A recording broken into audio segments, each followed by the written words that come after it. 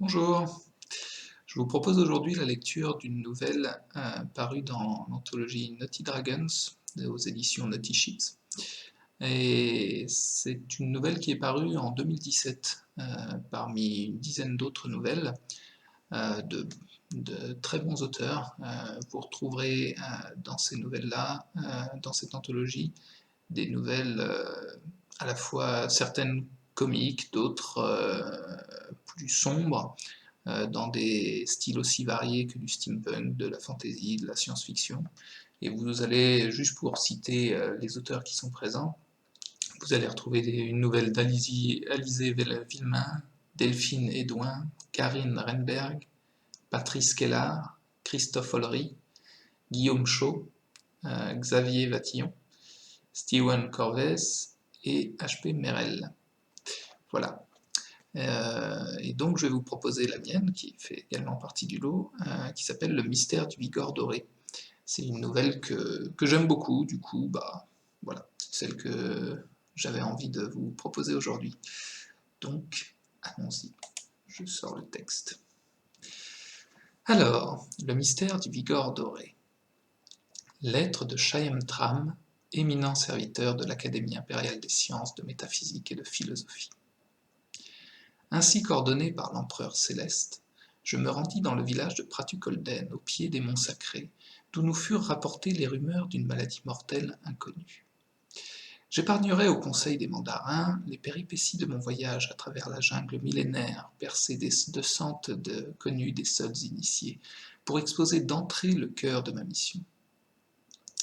Isolés de notre glorieux empire par la forêt ancestrale, les habitants de Pratukolden vivent chichement de la culture de rizières et de vergers qui dessinent sur les arpents défrichés une trouée de nature domestiquée, hérissée de temples et de stupas entre lesquels sillonnent d'élégants chemins de gravillon blanc. Ces monuments, lustrés par les ans, témoignent d'un fastueux passé, à l'évidence antérieure à notre prestigieuse lignée. Les villageois ont perdu le souvenir de leurs aïeux, auteurs de telles splendeurs, sans se défaire d'une révérence quasi mystique pour les mausolées qui, selon la coutume, renfermeraient les reliques des héros protecteurs. Contre quoi demandai-je au doyen. Sa réponse, pour le moins évasive, me persuada de sa propre ignorance.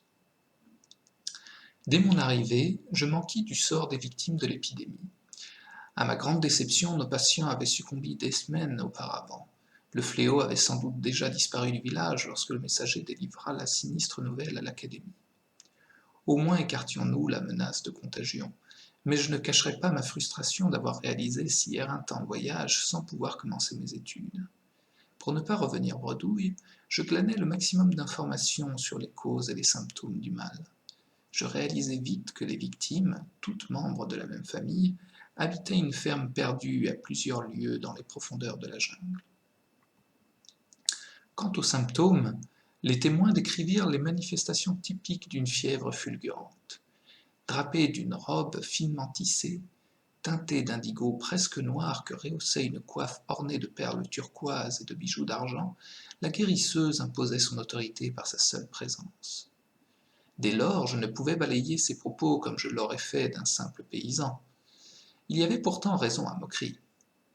Au moment de mourir, leur sang bouillait dans leurs veines. Exagération de Béotien ou affre de la sénilité, pensai-je alors. Un frisson inquiet trouva néanmoins une brèche jusqu'à mon échine. Par acquis de conscience, je montai une expédition constituée de 4 hommes parmi les plus braves de la région pour visiter la masure décimée. Si nous redoutions la faune hostile des environs, nous craignions davantage les miasmes qui hantaient peut-être encore les lieux. La cahute se dressait sur ses pilotis, fière et solide, sous un talus de glaise rouge raviné par les pluies. La forêt alentour, éventrée de clairières creusées de sillons parallèles d'où émergeaient des pousses juvéniles, dressait un rempart menaçant, une palissade de verdure à l'aura mystique qui séparait les mondes des humains de celui des bêtes et des démons. Rien dans la bâtisse ne laissait deviner le drame qui s'y était joué. Au contraire, les fantômes du quotidien planaient aux 4 coins de la maisonnée. Là, au-dessus d'un bol oublié sur la table. Ici, entre les étoffes d'une robe soigneusement pliée sur une paillasse. multiples détails d'un tableau rempli de sérénité et de joie de vivre. Dépité, je me résignais à l'échec et espérais étouffer dans le sommeil l'amertume naissante.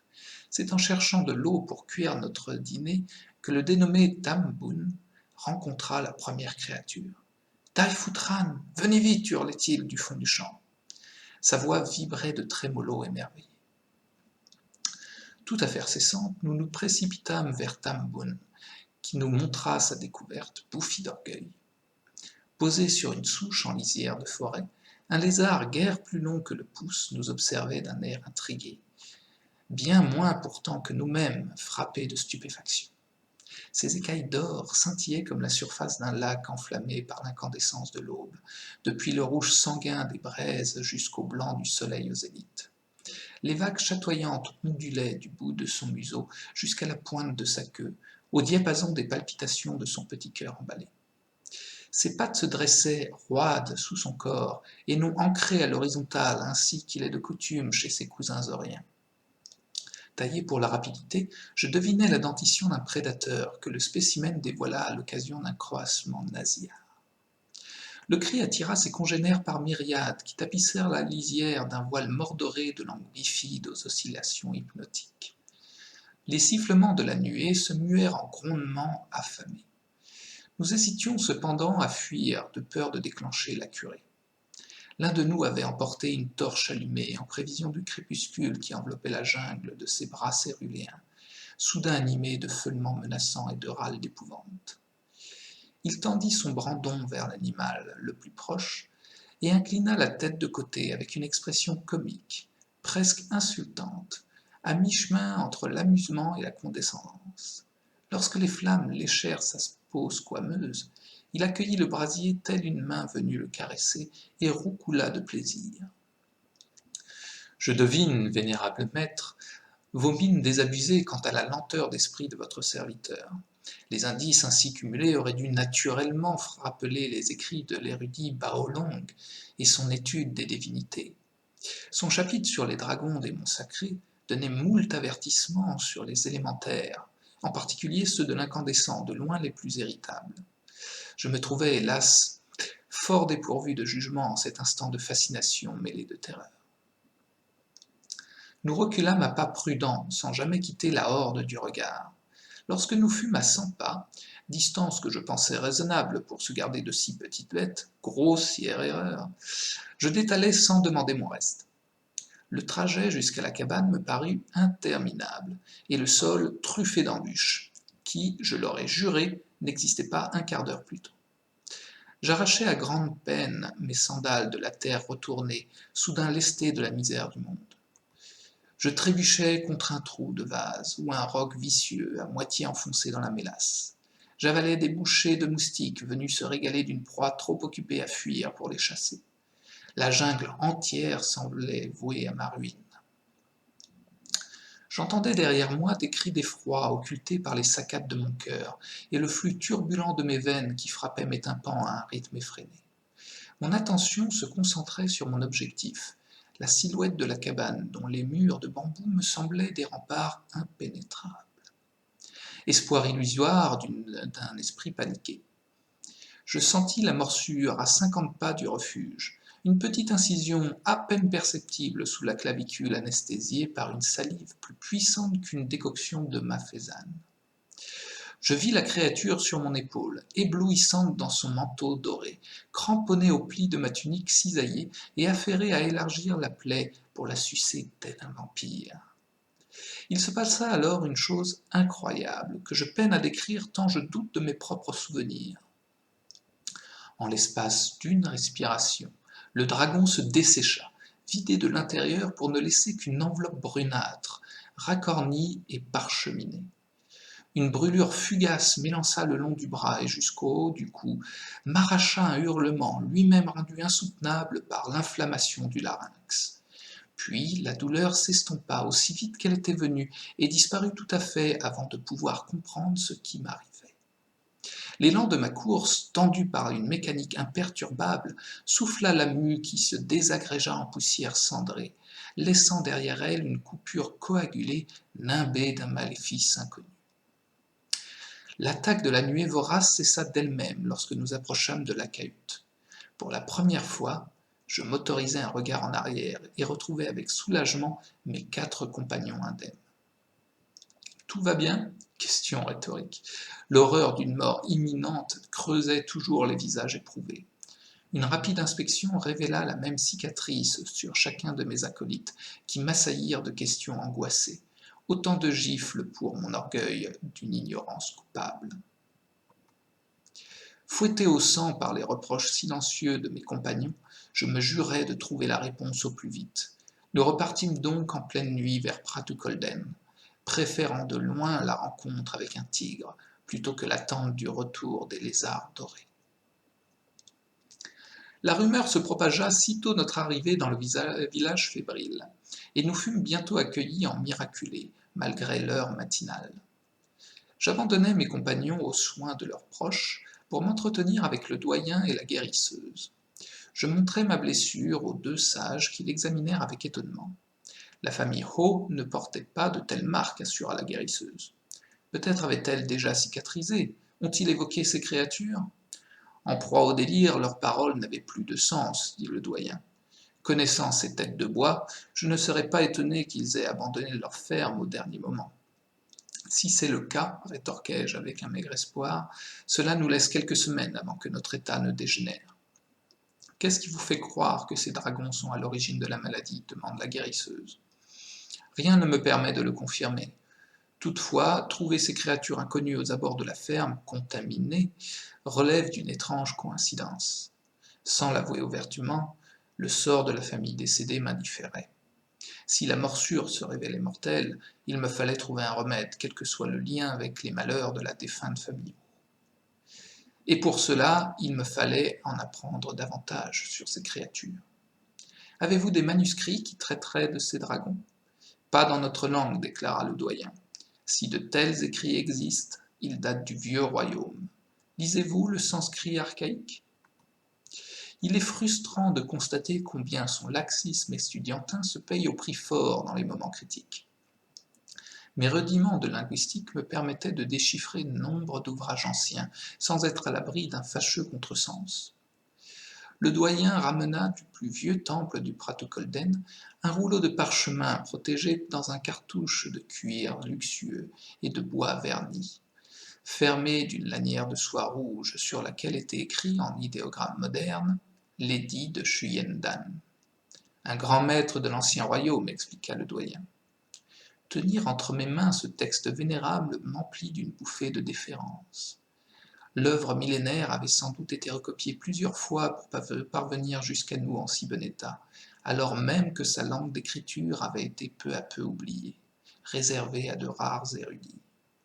Pourtant, la communauté de Pratukolden avait choyé ce trésor pour me le confier en cet instant de crise. J'en étais ému.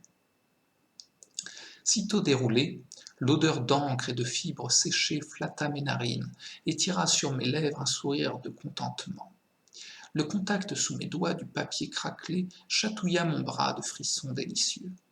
Mes pupilles couraient avec gourmandise sur les calligraphies au plein et au délire raffiné, enlacées en une danse sensuelle que je devinais tracée des siècles plus tôt par une main féminine. Le manuscrit avait été rédigé dans un vieil idiome étudié dans ma prime jeunesse et dont il me restait de vagues réminiscences. Heureusement, les lithographies, autant d'œuvres d'art dignes des bibliothèques impériales, éclairaient le sens de plusieurs passages rendus abscons par des tournures désuètes et des mots disparus. L'un d'eux en particulier attira mon attention. Dessiné avec l'œil d'un naturaliste, mon minuscule dragon trônait sur une demi-page, saisissante de réalisme. Agrippé à une branche, il avait été représenté pupilles dilatées et muscles tendus, le nez dressé, prêt à bondir hors de la page pour fondre sur une proie imaginaire. Vigor doré. Ainsi avait-il été nommé par nos aïeux. L'origine de ce nom me parut confuse, hormis la notion évidente de couleur. Un personnage humain, cette fois, revenait régulièrement dans le texte sans que je ne puisse saisir le lien avec le dragonnet. Qui est donc ce Shuyendan dont ses écrits vantent les mérites ? Le doyen et la guérisseuse, ébahis par ma niaiserie, doutèrent un temps de ma science. La guérisseuse prit la parole, mais à son ton désabusé, je compris qu'à ses yeux, je m'étais rabaissé au rang d'un enfant inculte. Shuyen-Dan était un sage aux multiples talents, riche de savoir et de force, capable de discourir avec les plus grands penseurs et de défier les plus puissants guerriers. Sa vie passée à défendre l'ancien royaume devint une légende que l'on raconte aux veillées. Mythe ou réalité, peu nous importe. Shuyen-Dan est un exemple pour notre peuple. Quel est son lien avec ce dragon? Je montrai l'illustration qui laissait les deux sages perplexes. Nul d'entre nous ne sait lire ces vieux textes. Nous savons que ce manuscrit retrace la légende de Shuyen-Dan, qui a affronté bien des monstres et des dragons, mais nous en ignorons le contenu. Pratu-Kolden conserve les reliques d'un glorieux passé, érodé par la sape inlassable des années, pour finalement se réveiller étrangère à sa propre histoire. L'Empire céleste est-il voué, lui aussi, à se fondre dans les brumes et à ajouter sa pierre à l'empilement de mythes qui façonnent notre culture? Assommé par ces sombres pensées, je me résignai à percer seul le mystère du Vigor doré. Je passai les jours suivants à décortiquer l'édit de Shuyen-Dan, travail laborieux qui, aussi intéressant fut-il, ne répondit à aucune de mes interrogations. Je sentais pourtant au fond de mon être l'urgence à trouver des réponses. Jour après jour, un feu puissant irradiait dans mes entrailles et se propageait dans mes organes par le truchement d'un sang brûlant. Encore libre de fièvre, j'avais l'esprit assez clair pour méditer et sonder mes tissus à la recherche du mal à l'œuvre. J'usais des techniques ancestrales pour suivre les courants perturbés de chi qui remontaient à la source. À mi-chemin entre le nombril et le sternum, j'identifiai un point inhabituel, un barrage au cœur du principal méridien yin, épicentre des flammes qui rayonnaient à travers mon corps. Le chi, bloqué par l'obstacle, se volatilisait, digéré par un organisme insatiable et transformé en chaleur, source de mes tourments. J'observais le parasite des heures durant, d'abord hostile et plein de rage pour cette méprisable sangsue, puis curieux de son métabolisme, et enfin admiratif devant sa parfaite simplicité. Réduit à l'état d'esprit croché à mon enveloppe charnelle, je reconnus l'âme du dragon qui, 3 jours plus tôt, s'était évaporée sur mon épaule. Une auscultation rapide de mes compagnons confirma mes soupçons. Chacun d'eux nourrissait en son sein une esquille draconique, calfeutrée d'entre les champs de chi inférieur et médian. Pour l'heure, le champ du chi supérieur, porte de l'élévation de l'esprit, demeurait libre des influences néfastes de notre hôte. Une simple question de temps avant que la maladie s'étende au stade ultime et n'entraîne la mort, ainsi qu'il advint de la famille Ho. Armé de ce savoir, j'isolai le Vigor doré à l'aide d'aiguilles plantées au point stratégique. Il ne me fallut pas moins de 36 échardes sur le torse, l'abdomen et le dos, ainsi que de l'aide de la guérisseuse pour ficher aux endroits inaccessibles, pour confiner le dragon dans sa prison énergétique. Une solution hélas temporaire, un mouvement malheureux, un instant d'inattention, et la perte d'une pointe métallique brisait le charme. Le siège ainsi dressé autour du parasite isolait également une région entière de mon corps de ses flux vitaux, au risque d'une nécrose rapide. Toutefois, je ressentis un apaisement immédiat, suivi d'un relâchement de mon organisme, éprouvé par cette lutte incessante. Je sombrais dans un sommeil profond et dénué de rêves, comme je n'en avais plus connu depuis des lustres. Après une nuit de repos, je stabilisais de la sorte mes compagnons avant de reprendre mes recherches d'une solution pérenne. J'avais épuisé les secrets du manuscrit sans trouver de remède à notre malédiction. Les dragons captifs s'agitaient à mesure que les flux de chi se tarissaient et leur faim croissait. Le déséquilibre engendré déclencha chez les plus faibles des spasmes violents, semblables aux démences épileptiques, jusqu'à plonger les patients en syncope morbide. Le pouls faible et la fièvre grandissante laissaient craindre le pire. Les séances de méditation permettaient de maîtriser mon hôte. Mes anciens compagnons, en revanche, subissaient de plein fouet les fureurs de leur dragon intérieur. Au soir du 4e jour, une nécrose de l'épiderme dessina une silhouette reptilienne sous le sternum de mes compagnons. Lorsque le premier succomba, les souffrances du trépas imprimées sur les rides de sa face, je me résignai à retirer les aiguilles, inutile quarantaine. Les 3 autres malades ne lui survécurent guère. Dans les dernières heures, un sang bouillant dans les veines marbra une peau cloquée de rouge sombre et de violet, crevassa les muqueuses de coupures sanglantes et révulsa les yeux devenus vitreux. Voile pudique sur des iris cendrés rivés vers l'au-delà.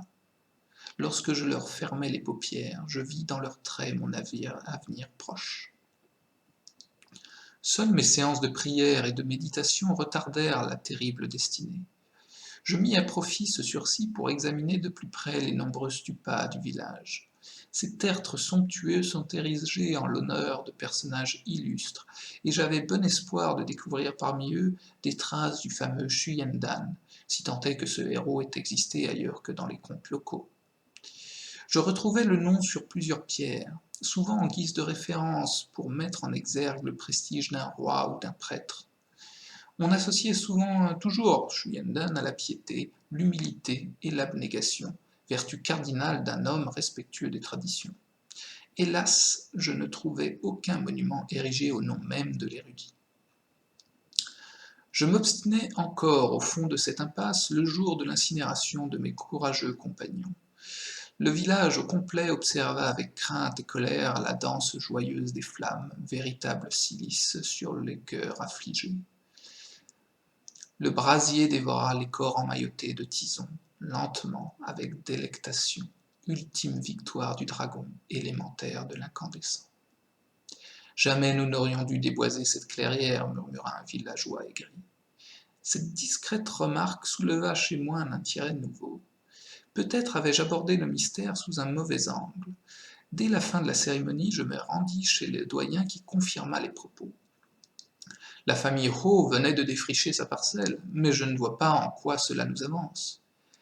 Les dragons sont des gardiens, les protecteurs de trésors ou de terres sacrées. Nous avons probablement enfreint le territoire des Vigors dorés en nous aventurant si loin dans la jungle. Un domaine sacré. S'il n'y a qu'à leur abandonner la masure des Ho, considérez la chose comme faite. Et vous, cela ne lève en rien votre infortune. Je restai muet. Je revis la flambée mortuaire, les linceuils cramoisis peu à peu réduits en cendres, et m'imaginai sans peine à la place des défunts lorsque, dans quelques jours, la patience du dragon aurait eu raison de mon enveloppe charnelle. Vous parlez vrai, dis-je avec résignation. L'isolement repousse l'inéluctable, mon hôte me consume. Je peux attendre ma fin ou aller à sa rencontre. Je retournerai dans la ferme isolée, là où tout a commencé et où m'attendent les Vigors dorés. Je me mis en route dès l'aube. Seul avec mon démon, je laissais mes pensées dériver au gré des bruits de la forêt. Les chants matinaux des oiseaux et les cris des singes hurleurs ne dissipèrent qu'un temps mes tracas qui, à force de virevolter, s'insinuèrent jusqu'à m'obséder. Le manuscrit d'édit de Shuyendan rapportait clairement l'existence de ces petits dragons, sans jamais évoquer les liens avec l'érudit. Je soupçonnais une ellipse dans la vie du sage, un passage important gardé sous silence, une porte dérobée aux contours indistincts et dont il me manquait la clé. La question m'accaparait encore lorsque j'arrivai à la maison désertée. Je marchais tête baissée, obnubilé par mes réflexions, lorsque je butai sur les premiers rondins qui barraient le sentier pour retenir les argiles contre les eaux de ruissellement. Tiré de mes songes par ce rude rappel à la réalité, je levai le nez vers une masure envahie d'une dizaine de dragonnets, en train de lézarder sur la terrasse. Si l'un d'eux m'observa avec une brève curiosité, il me jugea indigne d'intérêt et retourna savourer la dernière chaleur du jour. Il fallut que j'approche à moins de 5 pas pour qu'enfin le groupe de sauriens daigne me jauger, grognement discret. J'hésitais. Derrière des postures placides et le doux miroitement de leur peau moirée, couvait une menace implicite. J'entrais sur une terre sanctifiée, souillée par ma présence. Je sentis mon ventre s'échauffer. Mon prisonnier s'agitait en réponse à ses congénères. Je fus alors pris d'une inspiration, une idée risquée qui me coûterait la vie si je me fourvoyais. Courte indécision. Condamné à rejoindre mes compagnons trépassés, qu'avais-je à perdre? Dans un élan d'audace, je retirai les aiguilles sur ma poitrine et libérai mon dragon intérieur, jusque-là isolé des flux vitaux de chi. Le barrage ainsi levé déversa un torrent d'énergie vers l'esprit enquisté, qui s'en abreuva jusqu'à plus soif. Une bouffée de reconnaissance m'envahit et me grisa aussi bien que des vapeurs d'alcool. Je notai également un changement d'attitude de la part des dragonnets dispersés dans la maisonnée.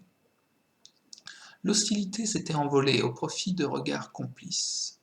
Je confirmai mon impression en m'avançant au sein du groupe sans être inquiété par les terribles lézards.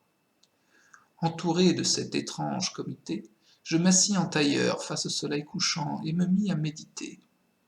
J'avais affronté les périls de la jungle et défié ces créatures mystiques dans ce seul but, joindre mon âme au leur. J'espérais ainsi me rapprocher des gardiens des monts sacrés et comprendre, si ce n'est tout à fait, du moins en partie, leurs intentions et la manière de lever ma malédiction. J'enchaînais les mantras, récitais les poèmes liturgiques et répétais mes vœux de jeunesse avec la ferveur d'antan. À force de pratique, mon esprit s'éleva, leste et fragile, pour se détacher de son encre matérielle. Inspiré par la transe, je me remémorais l'édit de Shuyendan par petites touches disparates. À mesure que mon âme s'éloignait, la trame indistincte prit forme. Tels ces sentiers au cœur de la forêt, visibles uniquement depuis les hauts plateaux. Shuyendan avait rencontré les Vigors dorés en son temps. Homme humble et pieux, comme le rapportent les légendes, il ne les avait jamais affrontés, mais avait plutôt prêté l'oreille. Il me fallait suivre son exemple. Je tournai donc mon âme vers mon dragon intérieur. Loin de se défier de ce soudain intérêt, mon hôte m'accueillit avec un élan d'enthousiasme qui émoustilla mes sens. Nous conversâmes comme de vieux amis, partageant nos craintes et nos espoirs, nos amours et nos peurs. D'heure en heure, nous nous rapprochions au point de nous fondre l'un dans l'autre, deux affluents versés dans une seule rivière, pour enfin nous perdre mutuellement. Car je vous l'annonce, le dragon m'a dévoré. L'homme que je fus jadis n'est plus. Le dragon qui bondit sur mon épaule et s'insinua dans mon corps non plus. Nous sommes devenus autres, davantage que la somme de nos individualités, comme 1 et 1 égale 3. En fusionnant mon esprit avec celui de mon alter ego, j'acquis un savoir millénaire et la sagesse divine, immense privilège en échange duquel mon symbiote compte, à travers moi, toucher les humains. Je suis devenu l'ambassadeur des dragons. Je demande audience en leur nom afin que l'empereur céleste ouvre les yeux sur le monde à ses portes. Les frontières de son empire s'étendent jusqu'au pied des monts sacrés et grignotent chaque jour la forêt éternelle, demeure des esprits et des divinités. Protecteurs de l'équilibre naturel, les dragons nous offrent une chance de parlementer et de trouver un compromis pour vivre en harmonie. Souvenez-vous de l'ancien royaume de Pratukolden. Les constructions humaines passent et s'effacent. Malgré la grandeur et l'orgueil des puissants, ne demeurent au bout du compte que des ruines dévorées par la jungle, des ruines rendues aux divinités. Voilà, c'était le mystère des Vigors dorés. J'espère que ça vous a plu, et puis n'hésitez pas à me donner vos commentaires en lien avec cette vidéo ou directement sur la page Facebook auteur de Geoffrey Legrand. Voilà, bonne journée et lisez beaucoup, lisez bien.